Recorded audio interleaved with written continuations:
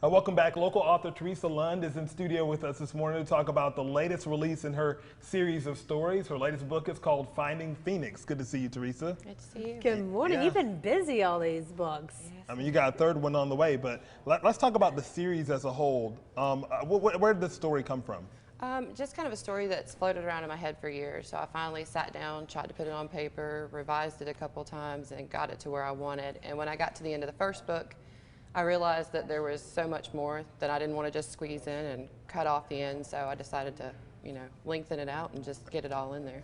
When you're writing a book, do you have a certain length you want? Or are you trying to do 25,000 words or 30 or 30 chapters? 25,000 maybe. Your eyes like, ah. I don't know. I don't even know how Yeah, I many don't know it what would that, be. But. Well, the first book was a real learning experience for me. So I just kind of sat down and put the story out, and then I tried to go back and kind of break up chapters and make things make sense. So I don't really have a set frame in mind. I want it to fit into one book and be enough, but I don't want to try to cram too much into one. So I kind of just play with it as I go. Do you have any interesting, or maybe some people may consider weird writing processes that you go through, or any things that you do? Do you lock yourself in a cabin somewhere and what do you have to do to get the story to come together? Well, most of my writing I do in the evening. So my son, who's 13, and my husband, they like to play games and watch movies. And so when they're doing that, that's my downtime to kind of sit in the corner and be able to do it. Okay. So that's my So you don't have any odd things that you have to do to be able to? With this series or with this story, I have taken time where I've written one scene that I was really wanting to get down and then gone back to another scene, so not necessarily in order. In order, yeah. Oh, that would play tricks with my mind to be able to jump around. I was like, it has to be chronological. Yes, it's got to be from here to here. Yeah, so tell us about the story. What is it about? Well, in the first book, Rika's Return, you've got the main character, Rika, who finds herself on the continent of Cambaria, which is kind of a mystical land set away from the real world.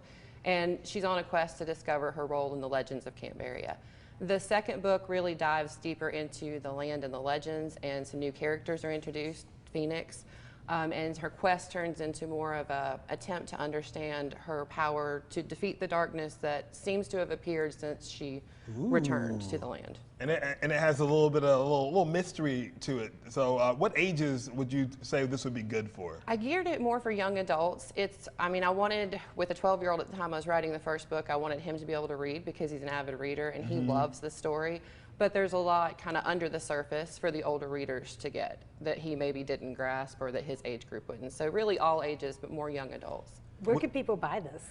It's available on Amazon, Barnes & Noble, any of the major booksellers. I've got it available there. We've just launched a website, which is still under construction, courtesy of my husband, lundlit.com, and we're going to try to offer some deals and some packages through that. I was on there this morning. He did a great job with it. I know you said it's under construction. What would you say to folks on our way out, that are thinking, you self-publish these books, what would you say to folks that may be thinking about getting into that and doing their own publishing? Well, it's definitely a learning process, but there's lots of avenues to do it. So I strongly encourage it. You can go through publishers, which is a route I haven't really gone down.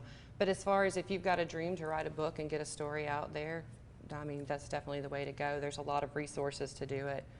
Awesome. When can we expect the third one? Probably not till sometime next year. I'm not rushing my slow, way you're through. rolling. She's like, let me enjoy this one real quick. It's been my favorite to write so far. So. Yeah. Oh, fun. Yes. Awesome. Well, keep on coming on and telling us about them. 1, 2. Next year we'll see We'll have 3. Thank you, Teresa. Thank you so much. Thank you.